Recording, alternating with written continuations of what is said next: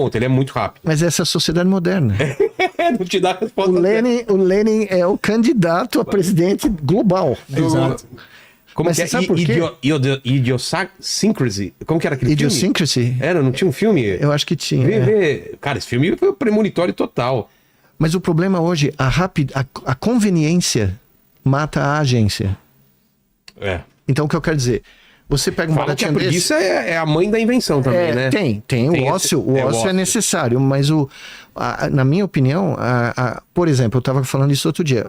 Fizeram uma estatística com uma amostragem de trabalhos científicos, tá? Publicado na literatura científica, não é qualquer jornalzinho. Jornais. Nessa amostragem, 14% dos papers foram feitos... Desculpa, é Idiocracy o nome do filme, tá? Idiocracy. Não, então esse eu não conheço. 14% dos trabalhos científicos publicados no ano passado foram forjados, foram criados por bots de inteligência artificial. E os caras só deram um tapinha. Puseram o nome lá e isso é proibido, tá? Você não pode fazer isso. E isso cada vez vai ser mais difícil, né? E como você vai detectar? Então, trabalho de escola já não. Trabalho de escola nas universidades americanas. Falei isso a semana passada numa entrevista. Eu dava minhas provas, entregando a prova pro cara. O cara tinha uma semana para vir me trazer de volta. Nunca me preocupei. Claro. Porque não tinha como. As perguntas que eu fazia não tinha onde ele olhar, não tinha, né? Eram coisas que eu nunca falei em aula. Não tinha internet. Ele tinha que discernir. Não tinha internet. Olha lá, é esse filme. Aí você não conhece. É a visão que eles colocam do mundo no futuro de todo mundo é idiota. É o dia de hoje. Bom, é só olhar o que aconteceu nos Estados Unidos. O que aconteceu eu estava lá. Você estava lá um pouco antes da eleição, né? Eu vou vir para cá antes. Mas, por exemplo, isso é a coisa que mais me deixou aturdido, né? Porque eu estou há 36 anos lá, né? Eu acompanho eleições americanas desde 89. Lá. Por exemplo, quando se perguntaram quais eram as coisas mais importantes que deveriam ser levadas em conta para decidir o seu voto, e o americano leva a sério isso, tá? O voto lá não é obrigatório. Então, o cara tem que querer ir. E é um pé no saco votar lá. Não é trivial aqui. Aqui, você tem o resultado em 4 horas. Lá tem máquina com alavanca, lá tem máquina mecânica. Ainda, só 14% das máquinas de votar americanas são eletrônicas digitais, como as nossas daqui. 14%. Pois bem, fizeram a pergunta... 2 fatos. Primeiro, na cidade de Las Vegas, em Nevada, 14 mil pessoas jovens não puderam votar porque não conseguiam assinar o nome. O quê? Porque eles estão tão habituados a assinar o nome nos tablets digital. Não, o cara não sabia reproduzir a assinatura que ele fez no papel do título de eleitor que ele assinou quando ele... Cara, que coisa 14 mil! Tá? Os caras falam, não é a sua assinatura. Não é a sua assinatura, você não pode votar, porque lá não tem título de eleitor como a gente carrega aqui, tá? Segundo fato. Fizeram uma lista de perguntas e durante, sei lá quantos anos, 50, 60, preservar a democracia, manter a democracia do país era o item mais importante de qualquer eleição. Porque levava o cara a votar. Sair de casa e votar. Hoje, nessa eleição última, ele ficou abaixo de não sei quantos, 6 ou 7 itens. Você lembra de algum? Preço da gasolina, preço da manteiga. Coisas bem mundanas, tangíveis, que... O governo atual lá não conseguiu conectar. Então o que aconteceu? Foi a maior enxurrada de fake news da história de uma eleição americana. As coisas mais bárbaras que você pode imaginar foram faladas ao vivo na televisão. Um cachorro, os caras comendo cachorro. Os caras comendo os pets, né? Acho que foi o Trump, numa das coisas. Foi desmentido ao vivo. Não, foi desmentido no fact-check, né? Só que assim, um dia lá o cara falou que eles mandavam os meninos na escola de dia e voltavam meninas à noite. Que as escolas estavam fazendo mudança de sexo nas escolas. Rápido, hein? Não, para pensar. E teve gente que acreditou. Teve gente que passou a acreditar nisso daí. Então, eu estudo a história americana... Dá desânimo, hein? Desânimo? A quantidade de jovens que querem ir embora do país... Não tô falando nem dos Estados Unidos, do mundo. Do mundo, mas não é um problema só lá. Não é um problema de lá. Eu falei outro dia, conversando com um jornalista, que eu errei o nome da vodka porque eu não bebo, né? Em vez de falar Orloff, eu falei Smirnoff, que era o que eu lembrava. Lembra da propaganda da Orloff que dizia eu sou você amanhã? Lembra? Lembro. Os Estados Unidos falou isso pra nós hoje, na eleição da semana retrasada. Eu sou vocês... Lembra a propaganda do Campari? Campari eu não me lembro. Aquele vermelho. Não, Campari eu sei o que é. É ruim pra caramba. É horroroso. É tão ruim que as pessoas não bebem, elas jogavam na roupa das outras pessoas. Exato. Não, essa... Eu não quero, toma! Você lembra da Hebe Camargo? Claro. Porra, o meu pai... Bebia cerveja, né? Isso, mas me contou essa história que o programa da Hebe Camargo no domingo era patrocinado pela Campari, nos anos 60, E o governador de São Paulo chamava Adhemar de Barros. E ela chamava o entrevistado principal no final da noite e o cara tinha que pegar o Campari, tomar e falar, nossa, maravilhoso, Hebe. No final do programa. Um programa que todo o Brasil assistia, tá? Eu acho que era na Rede Record, se eu não me engano. Quando a Rede Record era perto do aeroporto de Congonhas. Bom, chama o governador de São Paulo, que era uma figuraça. Chega lá, Hebe, agora, governador, nós vamos tomar o nosso Campari para encerrar a noite. O governador de São Paulo vira o Campari e fala assim, Hebe, que coisinha horrível esse barato. Mano. Meu, ao vivo. Ao vivaço. O Brasil todo, né? O Campari sumiu. Desculpa, Campari, mas a história que meu pai contou, né? Mas não é só isso. Eu tenho um filho de 7 anos e aí eu queria a tua opinião. Sim. Primeiro que eu não sei se a profissão dele já existe ou vai existir, a gente não tem ideia. Posso só falar um disclaimer? Tá. Não vem com manual, tá? Não vem, né? Eu tive 3. Não vem com manual. O que eu tava falando assim, o que eu mais acho importante pra ele é a interpretação de texto, é entender uma ideia central, porque se uma pessoa tiver isso na cabeça dela, ela já passa na frente de 90% das pessoas, porque as pessoas hoje em dia, elas são incapazes de ler, entender, ou são tão ansiosas que saem perguntando o que já tá no texto, né? Bom, ontem me perguntaram... Não, ontem não. Sexta-feira me perguntaram qual era a vacina para o vírus informacional que eu falo no livro, tá?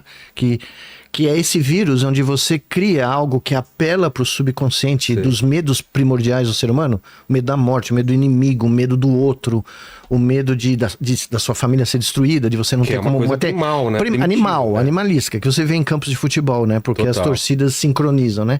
Aí o cara falou, mas qual que é a vacina para esse vírus informacional que sincroniza o cérebro das pessoas e cria a turba, né? A turba que mata um cara porque acha que ele comeu o pet lá, como quase aconteceu em Springfield, né? Um haitiano, um imigrante lá. Teve gente que começou a achar que era verdade isso, tá? E é a cidade dos Simpsons, isso que é o pior de tudo, né? Mas sabe que não é? Não, era o que eu me lembrava. Não, eu ouvi a história do autor.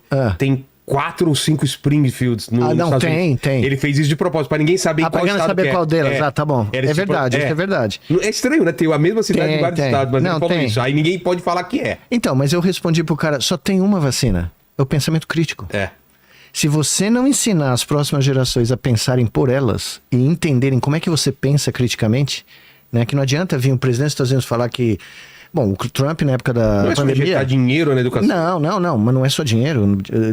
Precisa de dinheiro, claro. Sim, mas não é só isso. Mas não é só isso. Nós tínhamos uma escola no Rio Grande do Norte durante 10 anos, no nosso instituto, né, de neurociências, onde a gente trazia as crianças do turno oposto da escola pública para aprender ciência. Então... Mas não tinha aula teórica, era tudo no laboratório. Poxa. Até português tinha um laboratório de português. Não existia o cara falando na frente e riscando, isso aqui é o teorema de Pitágoras, isso aqui é como você calcula a solução de uma equação de segundo grau. Não, a gente soltava foguete de garrafa PET para a criançada calcular a parábola, tá?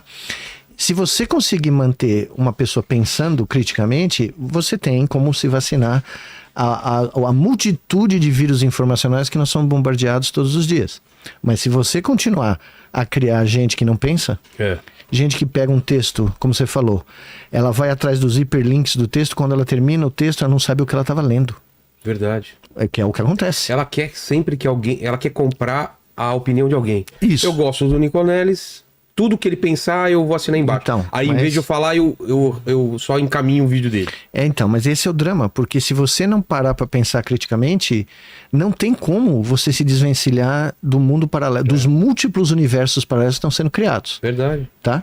E esses mundos paralelos matam gente. Na pandemia foi assim, o Trump uma vez foi numa coletiva, eu estava assistindo a coletiva, ele chega assim e fala assim, não... É só tomar detergente que mata o vírus. Ele falou isso? Falou isso ao vivo, pro país inteiro.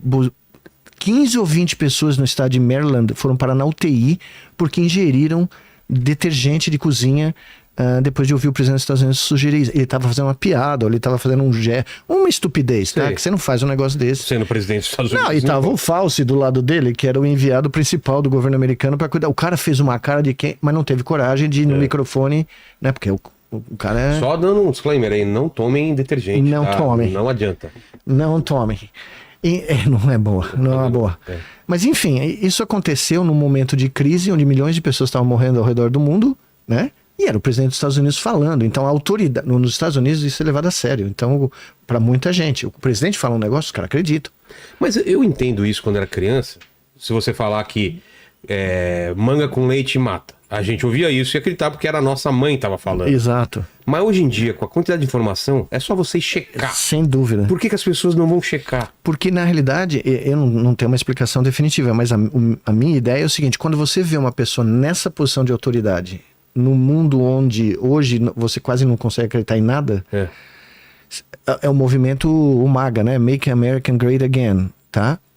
Nenhuma das promessas que ele fez, ele vai cumprir. E tá tudo bem, o pessoal nem tudo espera. Legal. O pessoal fala mesmo.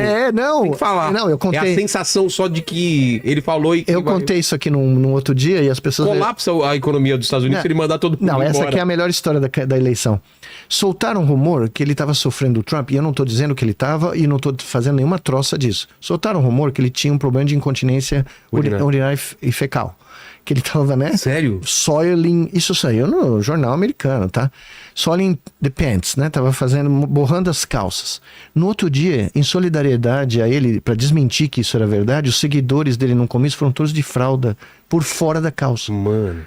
Tinha 20 caras de fralda na primeira fileira nível do... Não, para pra pensar. Paixão, né? Não, é religião. É religião. Tudo virou religião. O pessoal reclame não é só em relação ao Trump. Não. Tem isso em relação à esquerda, em relação a político todos. Não, no mundo inteiro. No mundo inteiro. Tem fã de político pra caramba. Tem, né? não, mas não é nem fã de político mais.